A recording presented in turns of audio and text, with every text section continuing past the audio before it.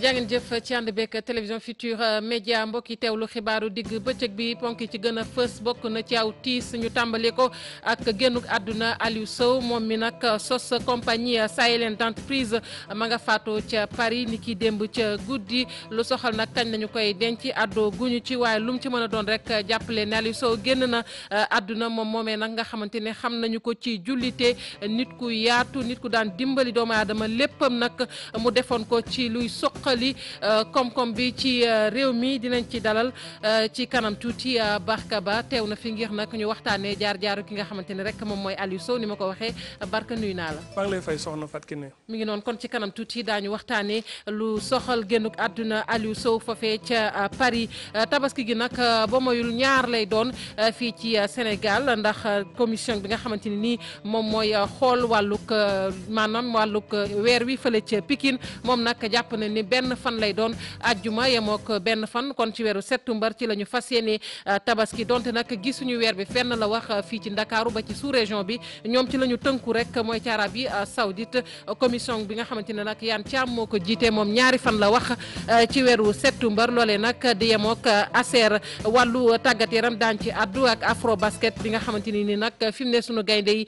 ñi ngi ci kanam tuuti daañu jano ak Nigéria mu nekk nag jongante boo xamante ni xëccoo kon place bu njëkk bi la ca poule ba ñu ne dinañ ci jokkoo ak sunu naataango ba fa nekk di Pape Fara ñing lii daanu ci toftal li yéeni kaay xëyndoo ne suut ñu faram fàccee ko.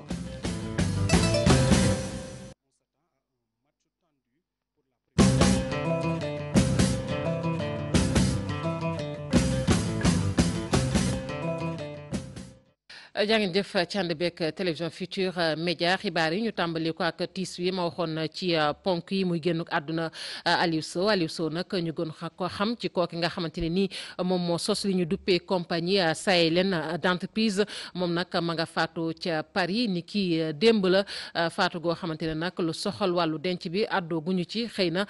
dinañ wax bu ca kanamee ban waxtu la ñu koy denc ak it kañ lay doon moom moomee nag jàppale ni nit ku jullite la woon nit la koo xamante ni nii nag léppam mi ngi ko joxoon doomu aadama yi daan nag def kéemtalaay kattanam ngir luy soqali koom gi dañ ci ànd ak Hadiya Talla moo ñu defal jàngat bi. Aliou Sow nekkoon njiitu compagnie sahélienne d'entreprise làqu na guddi talaata jëm alarba ñu xamee woon ko nit ku am jom xam liggéeyam lépp lu mu sumboon rek ndam la ci mës a am bokk na ci CSE bi nga xamante ni moom moo ko taxawal mu àndoon ci nag ak njàmbarte mu tegoon nag réussite mu doon li ko soxaloon bu baax bu ñu seetloo bu muy taxawal lii di CSE daanaka lu mu yoroon bëriwul woon wante tey jii taxawal na ko fu ne ci biir Afrique ak ci Sénégal mu nekk si nag kàngam bu am solo tey jii chiffre d'affaires CSE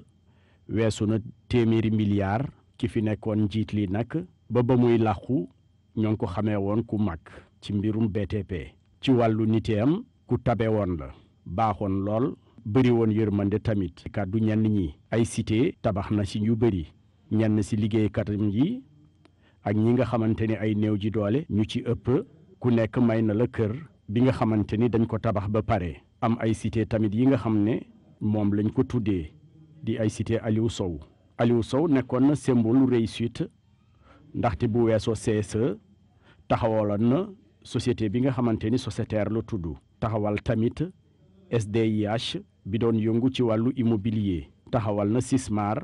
taxawal na tamit société immobilière du Golfe doomu Kaajoon boobu Kaajoon di dëkk bu nekk ci département de Podor nekkoon na tamit nit ku jullite lépp lu ko waroon ci àddina ñi ko jege nee nañu motal na ko ci wàllu diine ak ci wàllu diggante nit ak nit mu am dundin bu amoon solo lool bu ñu sukkandikoo ci ñenn ñi nga xamante ni nee nañu bu ñu demee aji màkk ginnaaw yàlla moom moo tax tey ji nag kii di Aliou Sow làqu na toll woon ci juróom-ñetti fukki at ak ñett ca Paris mu nekk tiis bu metti ci CSE bi mu sosoon ak tamit ci Fuuta ci Sénégal ak Afrique yokk ci àddina bi yëpp. ñu koy jaajëfal Hadiya Talla waxoon naa ko directeur de l'information bu télévision Futurs Médias Barka Ba la ñuy dalal Barka mu mel ni nit ki li ci Hadiya wax booy xool lu ñu wax ci moom rek am na lu des Aliou Sow. waaw Sénégalais bu mag moom moo dëddu tey Fatou Kiné Deme ñu koy jàll famille am yëpp di ko jàll Sénégal yëpp parce que kenn ci ku ñu gën a ràññee ak ku ñu gën a respecté ci Sénégal la bokk moom mi Aliou Sow et loolu du wax rek wax bu neex parce que dëddu na ay jëfam moom moo tax ñu ne que sénégalais bu mag la c'est un très grand sénégalais bi nga xam moo dëddu tey moom la Sénégal ñàkk doon royukaay bu mag a mag. doon royukaay bu mag waaye tamit nekkoon koo xamante ni moom moo sos compagnie sahélienne d'entreprise compagnie sahélienne d'entreprise tey bu ñu koy wax lan lañ ciy mën a jàpp. fierté la ak contentement bu mag a mag ci Sénégal lu Aliou Sow bàyyi fii tey ndaxte xëy na lu sotti bëri borom waaye ci bu mu koy sos CSE il faut ñu rappeler wu les années 70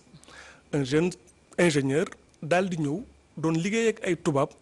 démissionné commencé ci lu néew capital bu néew a néew ñëw attaqué secteur bi nga xam te boobu noonu ay tubaab rek ñoo ci tegoon loxo muy secteur BTP boobu jafe na ci Afrique nga gis africain nit ku ñuul ku am sañ-sañ ne da ngay ñëw di concurrencer wala bu mu koy commencé ñu bëri dañu wax ne kii dafay xaru parce que yooyu ay secteurs yu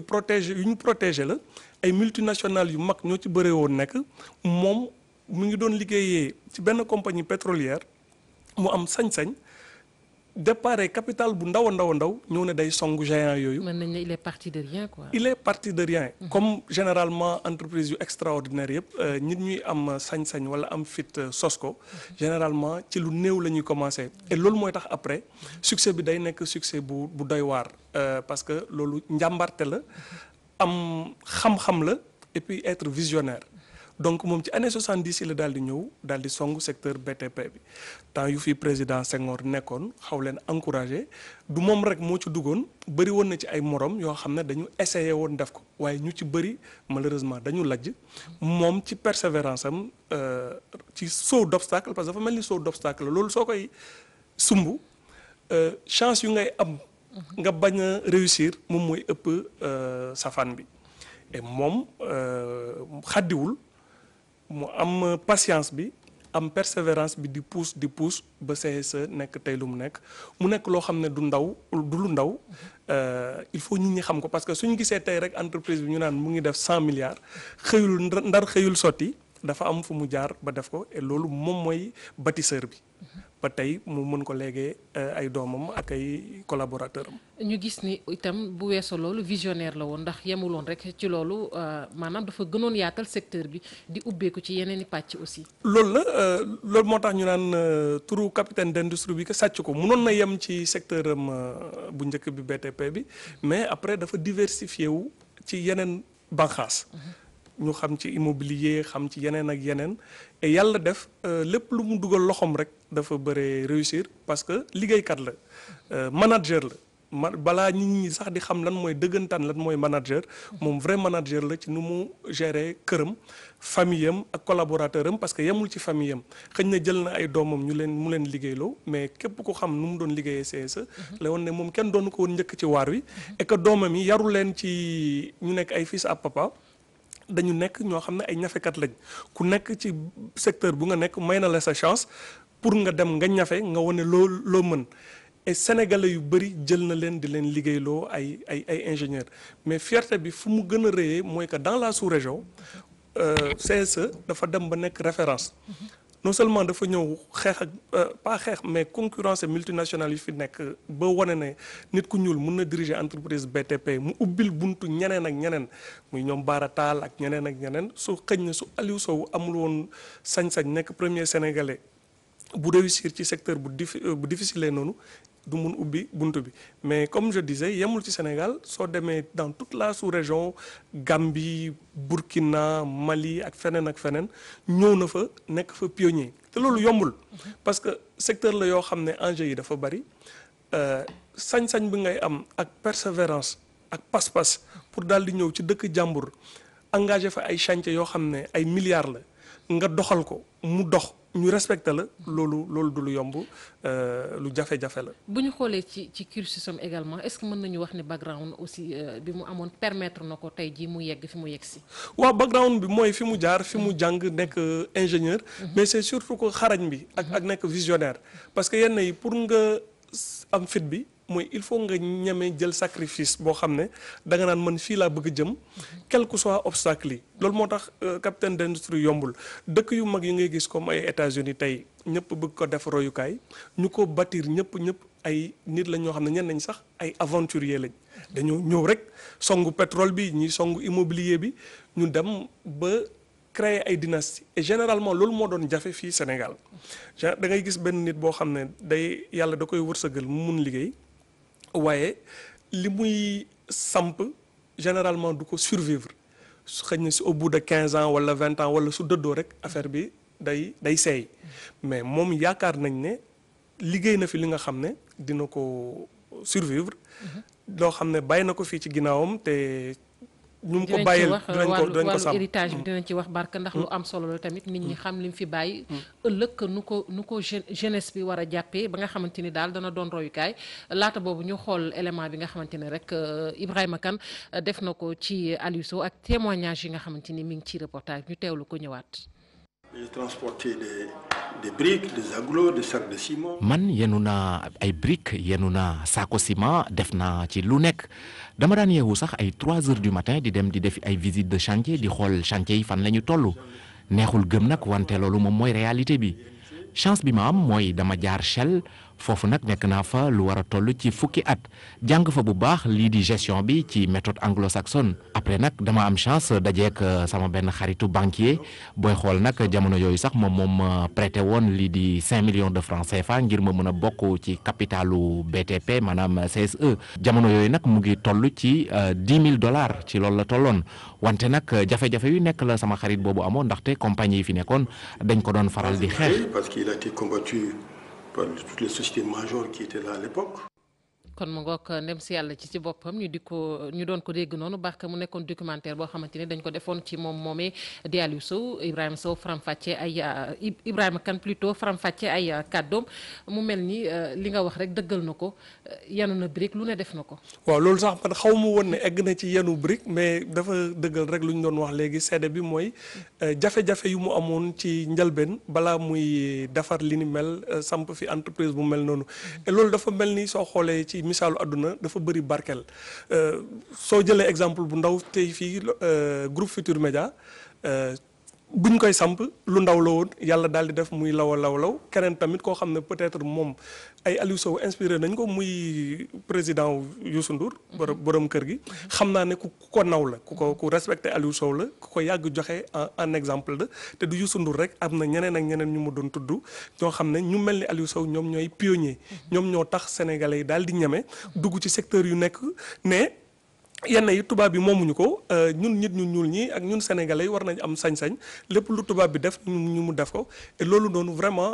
suñ toogoon fii ba suba dinañ continuer di ko rendre hommage parce que dafa am lu mu ji ak loo xam ne mu ngi law te loolu la ñuy ñaan dëkk boo gis privé secteur privé moom moo ko développé. héritage bi tey ji lan la fi bàyyi ak nuñ ko war a téye parce que ci ndorteel li wax nañ ko fa mu tàmbalee tey mu dem ba téeméeri milliards mu bàyyi ko fi lan lañu war a téye héritage bi. waaw gis nga déjà lu ñu doon wax ne ci visionnaire la yàggul Aliou Sow xëy na dafa doon préparer sa succession wala xëy na dafa am lu ko yàlla wonoon dafa jékki-jékki mu retiré wu ci gestion directe CSE mu daal di ñëw jox ko doomam bu ñuy wax Omar Sow moom mu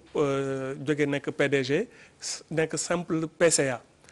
donc joxe lenge yi ci ba muy dund ba koy yàlla di may muy am ay cëram am kattanam yëpp mu jël ko jox ko doomam donc il a d'abord su transmettre l'héritage mu nekk loo xam ne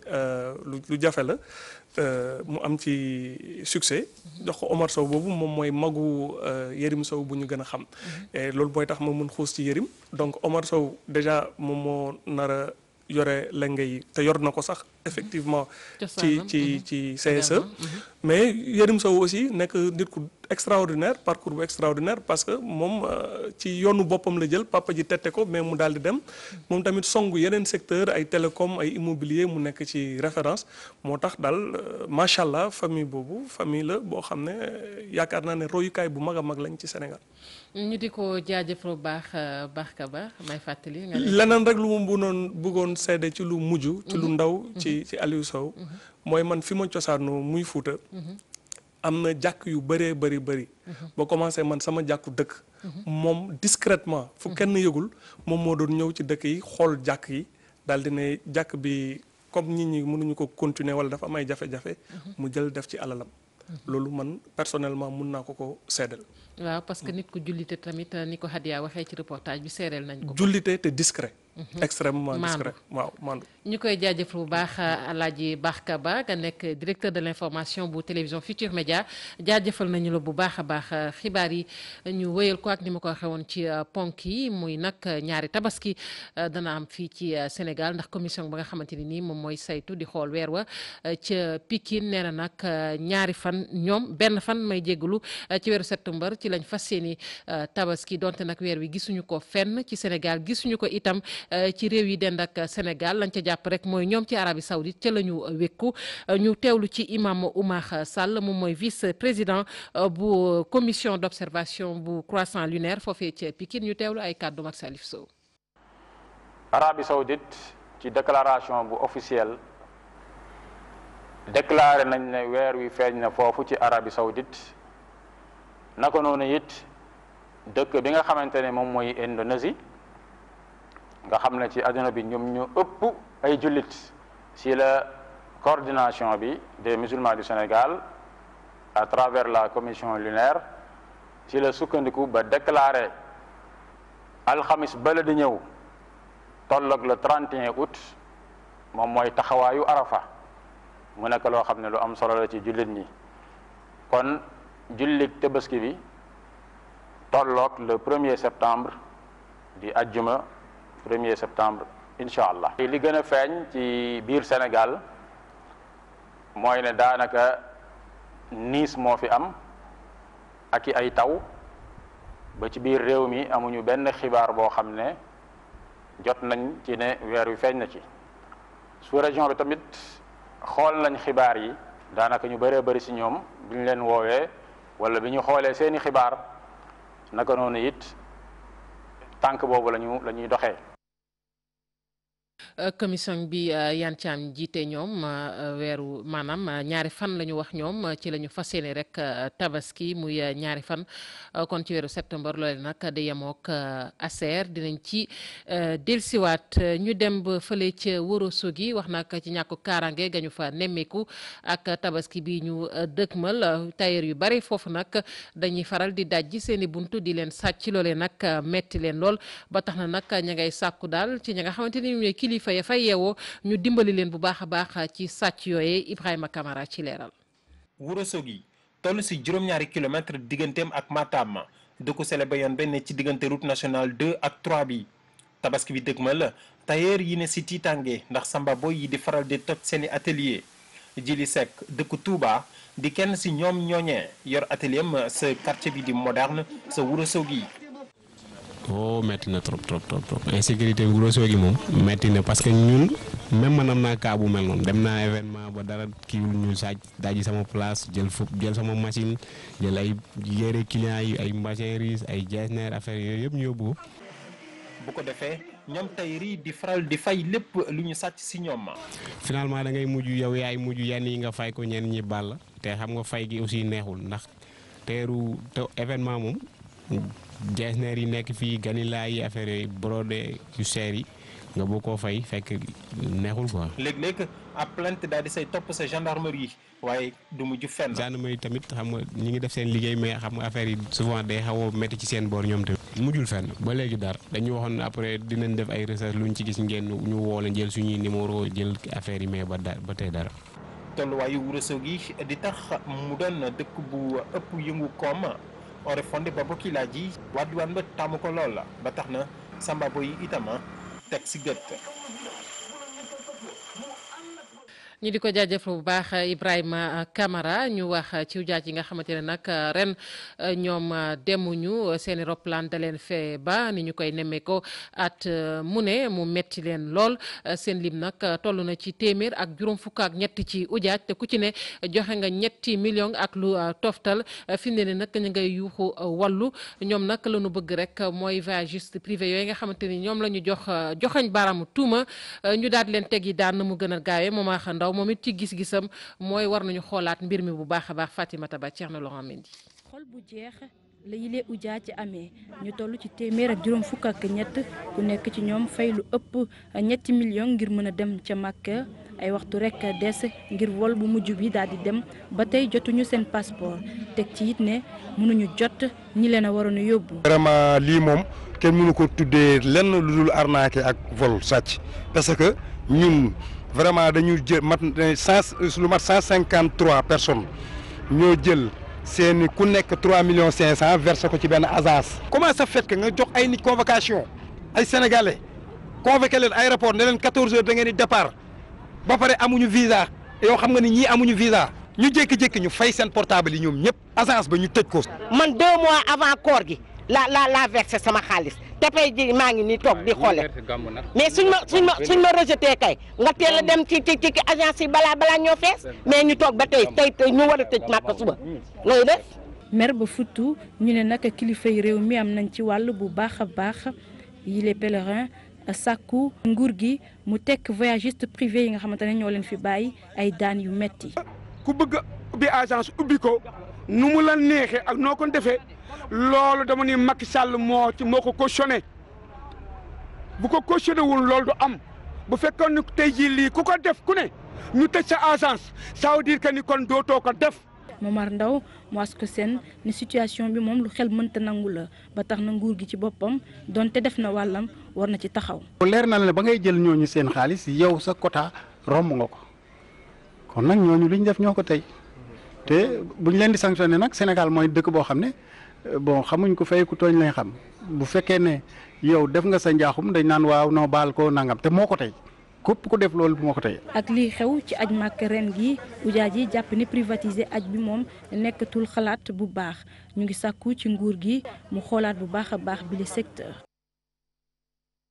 ñu xoolaat secteur boobee Fatimata Ba fi ne nii nag ñenn ci voyagiste privé yooyu sax jot nañu leen teg loxo am na ñu ca jot teg loxo ba fi ne nii nag ña nga ca gendarmerie ni ñu ko waxee rek muy voyagiste yooyu nga xamante ni nii ñoom ñoo fexe rek ba ujaat yooyu des ci Ndakaaru ci loolu la ñuy des ba tey ki fi nekkoon jëruñ liñ dénk jëflante ak bitim réew di Seydina Oumar Sy moom nag la mu jàpp rek mooy nguurug Sénégal li muy nas bu mu ko yeggale te muy rocceeku ba set wecc ci ajuk Makka gi ndax saa su ne ñi ngi nemmeeku ay jafe-jafe te loolee bis bu sottee nguurug Sénégal kese moo ciy gën a sonn ñu teewlu ay kàddoom ak Ibrahima Kane. ñu dellusiwaat si ñu dem ba Thiès diwaanu Thiès wax nag ca carrière foofee ak mine ya askan ya nga xamante ne nag ñoom ñoo fa dëkkee ba nëgëni mënuñoo jotee ci am xëy loolee metti leen lool te bu ñu xoolee carrière yooyu nag dafay faral di génnee koppar tey ji ay acteurs ñi faree ci société civile ak ñi nga xamante ni nii ñoom ñooy dimbali askan wa booloo nañu doon benn ngir jàppale ndaw ñi tàggat leen lañu wax ci ay liggéey yoo xamante ni nii dana mën a tax ñu génn ci jafe-jafe yooyu ñuy jànkonteel am na ndaje nag moo xamante ne ñi ngi ko doon amal foofee ca Thiès Cheikh Anta Diop. ka dagge Ngunjaan Taïba Ndiaye jaar ba Jogo Kayaar ñu gis na gox la yoo xamante ni day ay miin ak carrière bari na fa lool loolee tax nag ndaw ñi nga xamante ni ñoo féetee ci gox yooyee dikkoon doon wuyu si acteur société civile yi doon waxtaanee lu jëm nag ci wàllu xëyam ndaw ñi ñu gis ne ndaw ñu ci bëri de ñàkk tàggat ak formation moo tax duñ leen mën a jël ci miin ak carrière yooyu. souvent ressources yëpp état central moo koy capté léegi nag ñun dañu bëgg. à travers le contenu local d'abord l'emploi local qualifiant maanaam ndaw yi nga xam ni dañoo nekk ci gox-goxaan yooyu ñu fexe ba jàppale leen lii ci wàllu bourse lay doon lii ci wàllu formation fexe ba signer convention lu mel ni lycée technique lu mel ni ISEP lu mel ni université de Thiès lu mel ni école polytechnique ndaw yooyu jógee ci gox-goxaan yooyu ñu former leen ba ñu nekk ay ingénieur nekk ay cadre supérieur nga xam ne ñoom dinañ mën a taxaw sooy sa suñu defee dañuy delluwaat ci gox ba maanaam suqali askan wi. fexe nag ba lépp luy jógee ci meññeefu suuf googee askan wi di ci jariñoo loole mooy seen taxawaay tey waaye nag nañ taxaw temm ba askan wi gën cee gis seen bopp gën a gis njariñ li yooyu lañ bëgg mu am su amee day indi jàmm xam nga tey koom-koom mënul am lu dul jàmm bi nag mooy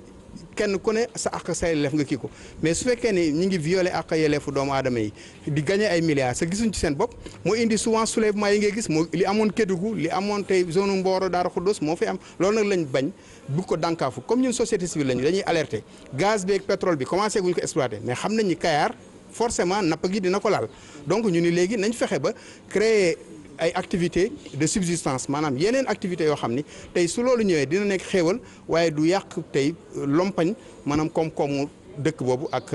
population yi loolu daal presque daanaka mooy solos ndaje bi. ñu gis ne Kayar gis nañ fa pétrole ak gaz ñu fas yéene koo génne ci ay jëmmi jamono loolee tax waa société civile ne nag daañu def seen kéemtalaay kàttan ndaw ñooñu nañ leen mën a tàggat ñu am xam-xam ba nag liggéey bi bu dooree ndaw ñi mën fee liggéey gën cee gis seen bopp. jaajëfal ko bu baax Cheikh Anta Diop ñu dem ba ci gox boobee ñu duppee Alaaji Paate nekk ca Kër Massar Alaaji Paate nag gox la boo xamante ne nii ma ngay jàngonteel ay jafe-jafe askan wa fay yeewoo sonn nañu te lu bon lu toll ci fukki junni ak juróom ci doomu aadama ña ngay yeewoo foofe waaye tey fàtte nañu leen ci lu bare bari muy ñàkku kaarange ga ñu fay nemmeeku njàng mit naka noonu mu mel ni nguur gi ak mairie ba doon raxas seen loxo ca quartier boobee ñu teewlu ci Mamadou Faye moom mooy njiital association jàppoo liggéey Paate Alaaji Paate ca Kër Massar ñu teew lay kàddoom ak Salou Sow. mais sécurité moom vraiment on a un problème très grave fii au niveau de Alaaji Paate parce que éclairage bi doyul amuñ dañu sori police bi sax boo leen wooyee dañ naan ñoom Jaxaay lañ bokkuñ Kër Massar gendarmerie bi c'est à 3 à 4 kilomètres d'ici donc ça encourage les malfaiteurs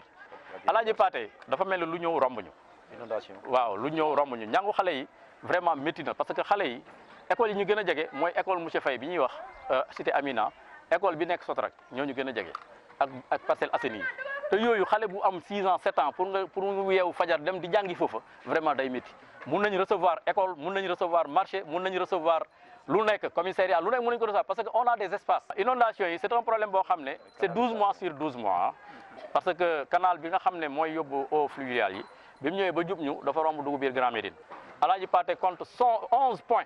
inondé pour protéger la zone des Niayes moo taxoon ñu def fi la forêt de Mbao mais cette forêt là est en train de disparaître bi ñuy def autoroute à péage bi ña nga xam ne ñoo ko fi def waroon nañ xalaat population yi fi ne nga xam ne forêt bii kat moo leen di protéger contre la pollution lu mel ni forêt nga jël ñetti station dagg ko surtout jox ko ay étrangers ñu koy utiliser def fa garage ak bon daral bi sax mën nañu wax ne peut-être c'est moins grave mais ñu ngi dégg sax yeneen projet yoo xam ne ñu ngi ko bëgg a def ci forêt bi te bu boobaa population Kër Massar dinañ am problème. ñu wax ci wàllu caada ak acteurs yi nga xamante ni ñoom ñooy yëngu ci wàllu caada fii ci Sénégal li ñuy faral di jànkonteel ay jafe-jafe nag ci wàllu wér-gu-yaram bari na ñu ca bari bu ñu feebaree dañuy dem rek ci waaye defal yàlla yi ngir ñu jàppale leen te moonte am na ab mutuelle de santé bu ñu leen jagleel waaye mutuelle boobee booy xool ñu bari ci artistes yi xamuñu ko bootuwuñu ci lu waral lu ni mel télévision Futurs Médias def na ci ab gëstu àndu ci ak Ibou Diouf. fii ci Sénégal ñu taxawloon mutuelle nationale des acteurs culturels ngir may ñëpp ñu yëngu ci wàllu cosaan ak aada bu ñu feebaree mën a faju loole nag ñu gis ne ba jamono ji ñuy wax ak yéen daanaka ay artistes yu bëri bindooguñu. jàngat bi ma ci am méttiwul mooy mutuelle santé bi mutuelle bi du moins dañ ko créer pour ay artistes donc bu fekkee toog nañ ba léegi artistes yëpp binduwuñ ci am na lu tax ci ñaari mbir rek laa koy fixé benn bi mooy. am na négligence quand même quelque part ci wàllu artistes yi beneen bi mooy ignorance xamuñu existence su affaire bi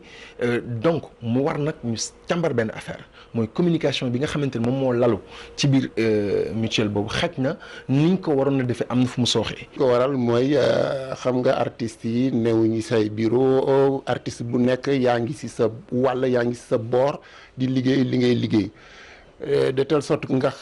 gis artistes yooyu informé leen loolooy jafe-jafe bi. maintenant artistes yi ñoom ñooy génn ci lañ nekkoon année 1980 nit ñi weesu nañ foofu léegi monde bi dafa dox évoluer il faut nit ñi évoluer ànd ak monde bi dem ak jamono nekk ci benn dynamique de réactivité bu dara xewee nga xam ne lii xew dafa la intéressé nga jóg dox ci la nga ci war a dox. ñi yëngu ci wàllu cosaan ak aada fii ci réew mi nag ñu bëri ci ñoom dañuy faral di am ay jafe-jafe bu ñu feebaree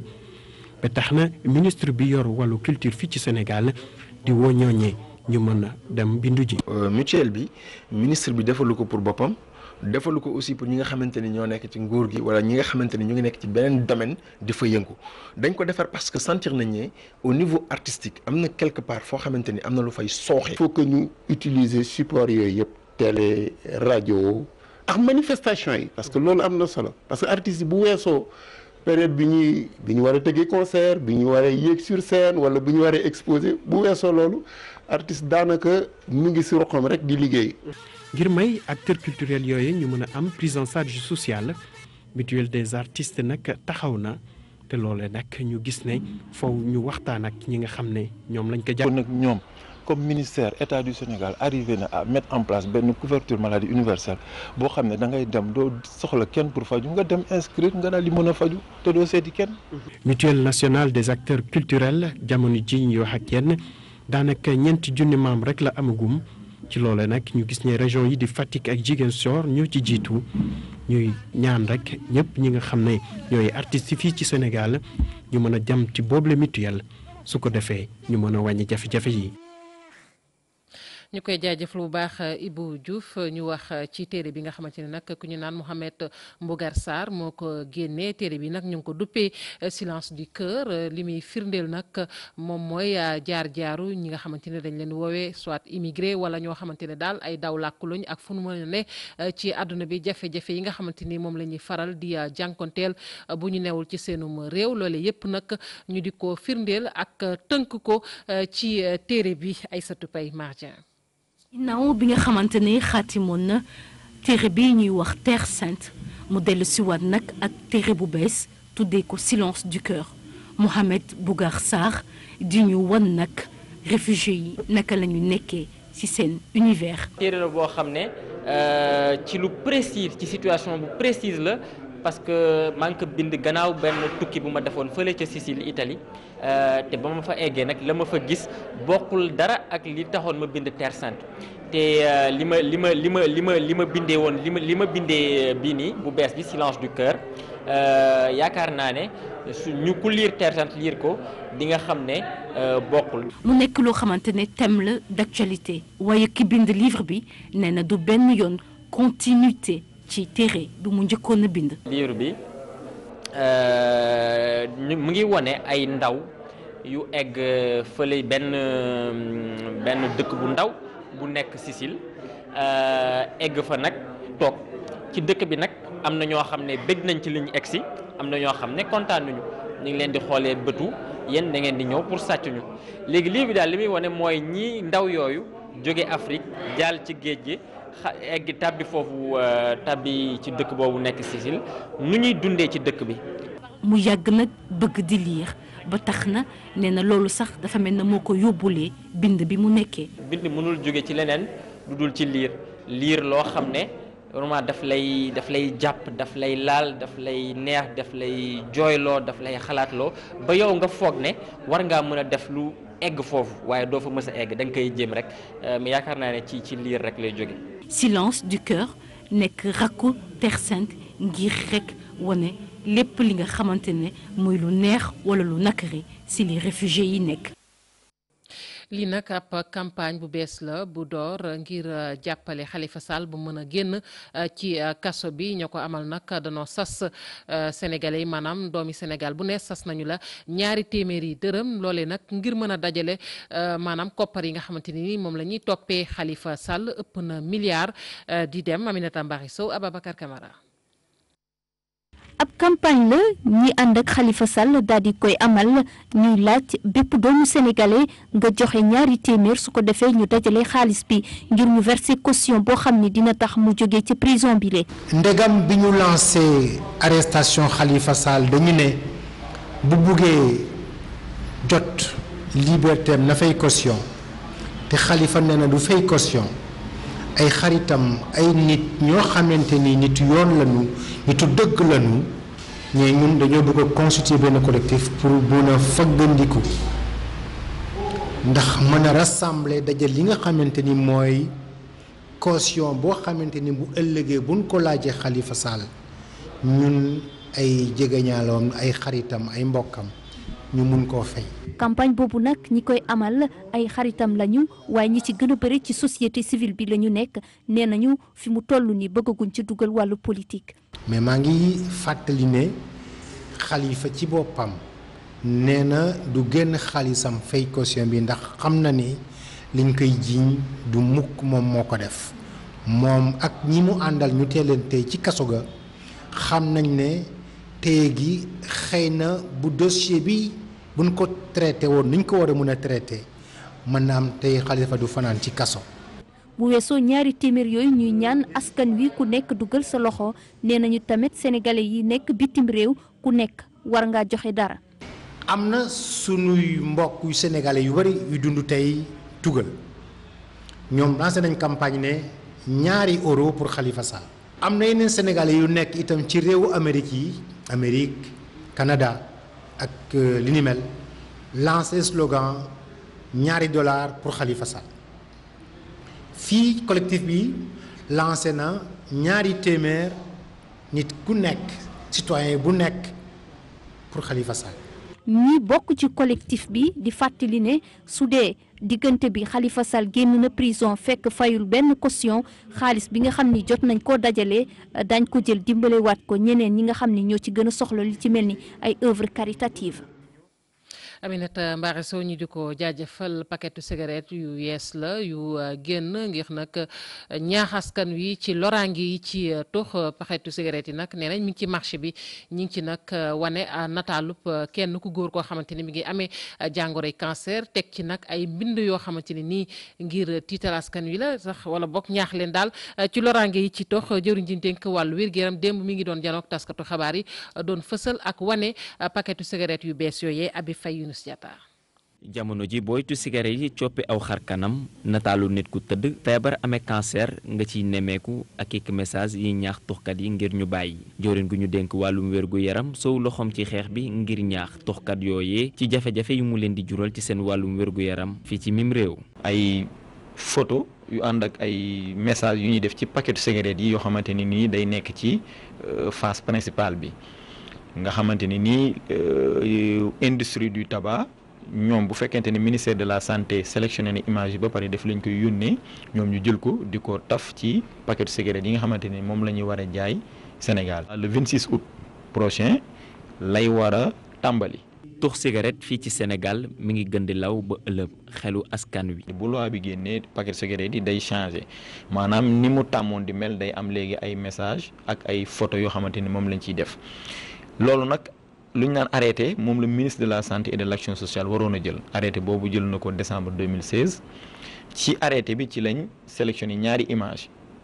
bu ci nekk dafa am benn message texte boo xamante ni moom la àndal. ñu tëral aw loi goo xamante nit képp kuy tux ci yenn barab yi daan ñu la teg ay daan loolee communauté internationale bi rafetlu ko lool. alamaan boo xamante ni nii bu toll ci junni boo xamante ni nii muy takk der bi wala képp koo xamante ni nii agent verbalisateur nga yow mi nga xamante ni da ngay tux lieu bi nga xam ne dañoo tere tux moom loi bi may na ko sañ-sañu mu jox la alamaanu junni boobu. ngir ñu wàññi tux mi dem sax ba bako l'état bu Sénégal tëral yi ci ay pexe lu ci mel ni tàggat comité régionaux yi ngir ñu mën a xeex lii di tux mi ñaax itam ñi nga xamante nit ñoom ñooy njiitu diine yi tàggat force de sécurité et de défense yi amit campagne ngir ñaax askan wi ci loi gi ñeel wàllum tux mi ci milieu scolaire bi ak ci milieu étudiant yi. jaajëfal ko bu baax Habib Faye tàggat yaram ak sunu gaynde yi ci wàllu basket ci ngoon nag daanu jano ak Nigéria ngir xëccoo place bu njëkk bi ñeel poule boobee ñu ne ci afro basket bi nga xamante ne ñu ngi koy amal ca réew Mali Pape Fara ñi ngi mi ngi ci bu mu jokkoo gi Pape Fara nuyu naa la. fay naa la Fatou Kiné. Pape Fara ñi ngi waajal jongante bu am solo suñu diggante ak Nigéria mu nekk jongante boo xamante ni Pape Fara boo moytuwul du yomb. du yomb ndax li ko lal bëri na xam nga lu tax nag Sénégal ak Nigéria dafa nekk match bu métti tax en 2015 Afrobasket ba amoon ca Cameroun kii nga xam ne moo nekk Nigéria dafa gagné woon Sénégal ci match de poule booleeg nag tension yi am ci diggante bi maanaam xaw a jàppante ci entraînement démb ñu ngi laaj sax entraîneur bu Nigéria di Sam Vincent nga xam ne moom entraîneur ci góor yi la waroon a doon mais mos a ñëw Sénégal daf leen envoyé adjoint te Tafa Gueye mii nag bokkoon na ci adjoint yi nga xam ne ñoom ñoo ci nekkoon loolu tamit démb laaj nañ ko nee na dafa amoon contrat fële ci NBA moom moo taxoon mais moom jàpp na ne lii du final avant la lettre match la kon match rek pour ñu daal di taxawal Nigéria tamit dafa war a am place bu baax waaye nekkul match bu déterminant maanaam boo xam ne dina tax mu changer lii di compétition bi waa Sénégal nag ñoom nee nañ match bi xam naa dina doon fighting ndax nag guerre psychologique bi commencé na woon bi ngeen dégloo ay ñoom Fatou Dieng ñoom Oumy Khayre gaa yooyu yëpp jàpp nañ ne mbir yi du nekk match bu yomb yaakaar naa test la tamit bu mag pour Sénégal xool ndax dina mën a conserver titre am wala déet parce que jàpp nañ ci compétition bi Nigéria ak Angola nekk nañ équipe yi nga xam ne ñoom ñoo ci gën a baax waaye nag Sénégal suñu gisee tamit wàllu expérience am nañ ko seen joueurs yi ci côté Nigéria am na ñaar ñoo xam ne mën nañu 3 points tir primé mais ci Sénégal boo jëlee Ndeye Sène day def tir primé Oumy Khayri Aya Traoré Jojo ak kii di Astou Traoré kon yaakaar naa ne dina nekk match bu neex Fatou Kiné bu ñuy xaar mais dinañ soxla nag ay pivot yu baax xam naa yow boo nekkoon ci biir 5 majeurs yi. di nga leen ci mën a jàppale. di ko jaajëfal bu baax Pape Fara Ñing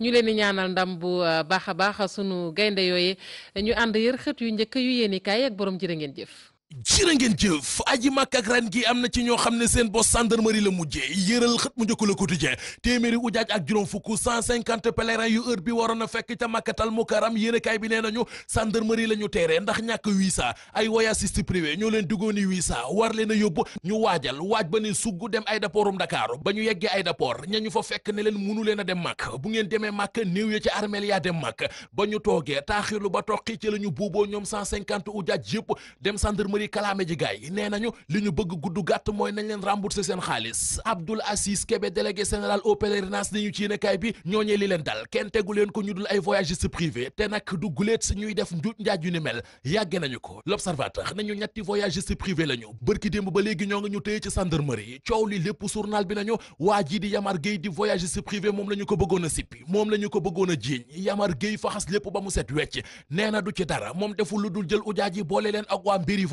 mbiri voyage l'observateur nañu ab voyagiste privé la boo xam ne kenn agréé wu ko ngir mu yóbbu waate màkk moo encaissé ujaaj bu nuppi dig leen visa bu Guinée Bissau yëf yi sottiwul ba moo indi coow li lépp léegi nag l'observateur nee nañu li commission pèlerinage bi di lijjanti moo di nan la mën a def ba ujaaj yooyee mu boole leen ak yeneeni privé yu leen mën a yóbbu ca màkk ngir ñu jaamu ji yàlla barke yàlla ñaari tabaski dina am ci réew mi Vox Populi moo ñu ko wax ndax bi ñu ne tabaski gi àjjuma benn fan ci weeru sàttumbar lay doon ñu ci mel ni ibaadu yi jàpp date boobee Mourchid Yan Thiam ak waa commission croissant lunaire joxe nañu démb beneen date nee nañu gisuñu weer wi ba tax na tabaski ren gi samedi ñaari fan ci weeru sàttumbar ca lay doon léegi ko nañu ko yóbbu séentu ñaari tabaski ci réew mi ndax Yan Thiam ak compagnie jàpp nañu tabaski gi samedi ñaari fan ci weeru sàttumbar la Sénégal nañu tabaski gi ñëwoon àjjuma lay doon ci réew mi commission nationale croissant lunaire nee na samedi la enquête dina kay ne ñu ñoo ngi jëm ci ñaari tabaski ñaar ci avocat Khalifa Sall yi ñoo nga jëm ca fa ñuy yare avocat yi mu di conseil de discipline bu baro bi l'observateur nañu maître El Hadji Mamadou Ndiaye la ak maître Magna Biri Silwa songu ak sàllawla gi ñu fi defoon juróom-ñaari siis ya ca conseil constitutionnel